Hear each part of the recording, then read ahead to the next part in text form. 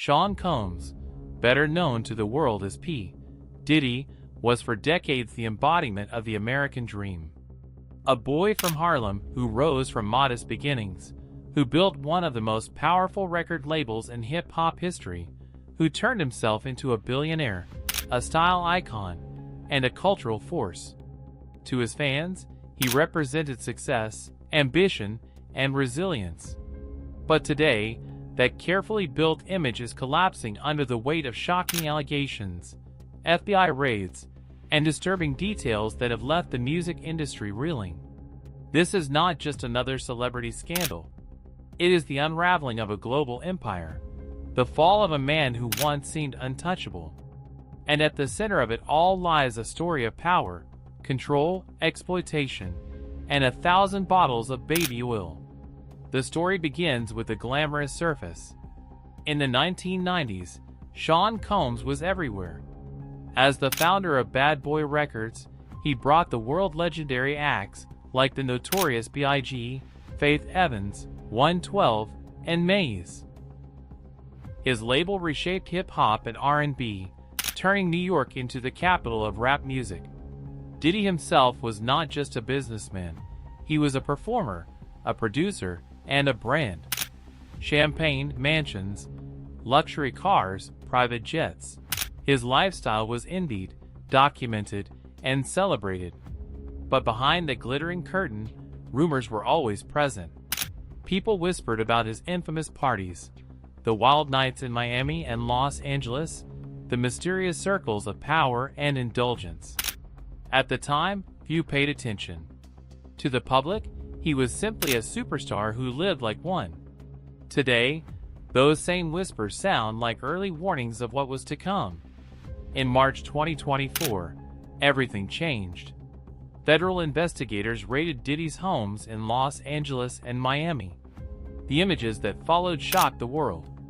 Law enforcement officers carrying boxes of evidence, rooms filled with drugs, weapons, surveillance footage, and most disturbingly, reports of over 1,000 bottles of baby oil and lubricant.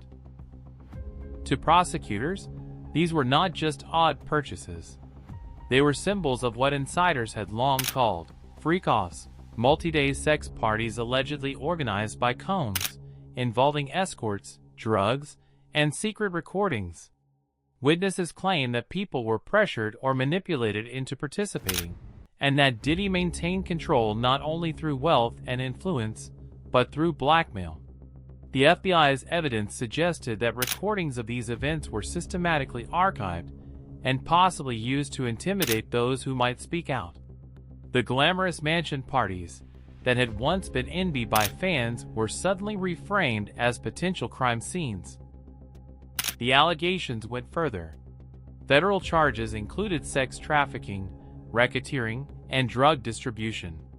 According to investigative reports, women and men were recruited under the promise of luxury, fame, or career opportunities, only to find themselves trapped in a cycle of exploitation. Drugs flowed freely, security teams enforced rules, and cameras captured everything. What sounded like rumors years ago now stood described in sworn statements and court documents. And then came the detail that sent shockwaves across the world: more than 1,000 bottles of baby oil. For prosecutors, it became the grotesque symbol of the hidden world behind Combs' empire. For the media, it was the headline that crystallized the scandal, proof of excess, obsession, and predatory behavior at an unimaginable scale. The arrest of P. Diddy on September 16, 2024, was the moment the myth finally collapsed. The man who had once walked red carpets with presidents, who had collaborated with global superstars, who had rebranded himself as Puff Daddy, then P. Diddy, then simply Diddy, was now led away in handcuffs. The shock was immediate. Social media exploded, news outlets ran 24-hour coverage, and fans struggled to reconcile the image of a charismatic mogul with the portrait of a criminal mastermind painted by prosecutors. Some defended him, insisting the allegations were exaggerated or fabricated. Others claimed They had long suspected darker truths about his empire. But for the first time, the shield of celebrity could not deflect the storm. To understand how this could happen, we need to go back through the history of Sean Combs. He was always a man of ambition and control. At Uptown Records, before founding Bad Boy, he was known for his relentless energy and ruthless determination. When the notorious B.I.G. was killed in 1997, many thought Bad Boy Records would collapse. Instead, Combs used tragedy as fuel, pushing himself into the spotlight as an artist and entrepreneur. He expanded into fashion with Sean John, into beverages, television, and even education. He was more than a musician, he was a brand. But alongside this image came growing stories of manipulation. Former associates hinted at controlling contracts, exploitative relationships, and a culture of fear around him. For years, none of it stuck. The money was too great, the power too concentrated, the myth too strong. Now, with the FBI's case, those stories are resurfacing with new weight. The evidence prosecutors presented painted a disturbing picture. Freak-offs allegedly involved recruiting young women, often barely out of their teens, flying them across the country, and isolating them in environments where refusal was difficult. Drugs and alcohol were used to lower resistance. Security staff monitored doors. And always, cameras were running. Some women later described the experience as dehumanizing, saying they felt like property, not people. Others feared speaking out because of the power Diddy wielded in the industry. For decades, he was a gatekeeper, the man who could make or break careers. To accuse him was to risk exile from music, fashion, and entertainment. That fear kept many silent until law enforcement stepped in. The scale of the allegations also suggested that Diddy's empire was not just about music. Prosecutors argued that it functioned like an organized crime syndicate. Associates allegedly managed recruitment, finances, and logistics. Properties were maintained as hubs for these activities. The line between entertainment empire and criminal enterprise became blurred. And that, more than anything, explains why racketeering charges, typically reserved for mob bosses, were applied. For the U.S. government, this was not just about a celebrity misbehaving. It was about dismantling a powerful network of exploitation. The public reaction has been intense and divided.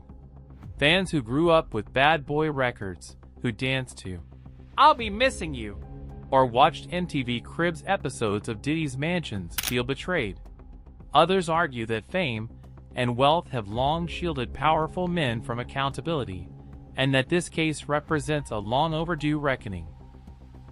In hip-hop, where Diddy was once seen as a father figure, artists are struggling to distance themselves. Some have deleted old photos, others remain silent, waiting to see how the case unfolds. Meanwhile, the phrase, 1,000 bottles, has become a shorthand online for the scandal, a reminder of the shocking scale of excess that prosecutors allege. As the case moves forward, many questions remain. Will former associates testify? Will recordings surface? Will other powerful figures in entertainment be implicated? Already, reports suggest that investigators are examining connections between Diddy's network and other high-profile individuals. If those links are proven, this case could become one of the most explosive in the history of the entertainment industry.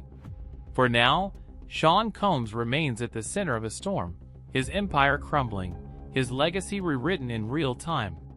Ultimately, it is not for the media or the public to decide guilt or innocence. That responsibility belongs to the courts, to due process, to evidence tested in trial. But even without a verdict, the impact is undeniable. The name P. Diddy, once synonymous with wealth and ambition, is now inseparable from scandal and disgrace. The headlines that once celebrated his achievements are now dominated by words like trafficking, racketeering, and arrest. The question is no longer whether he will remain a cultural icon. The question is whether his fall will permanently change how the entertainment industry handles abuse, power, and accountability. This is bigger than one man. It is a story about how fame can hide darkness, how money can silence voices, and how power can be abused when unchecked. For decades, the legend of P. Diddy was one of triumph and influence. Today, it is a cautionary tale. And as the world waits for courts to deliver their judgment, one truth is already clear. The empire has fallen, and the shadow it leaves behind will haunt Hollywood and hip-hop for years to come.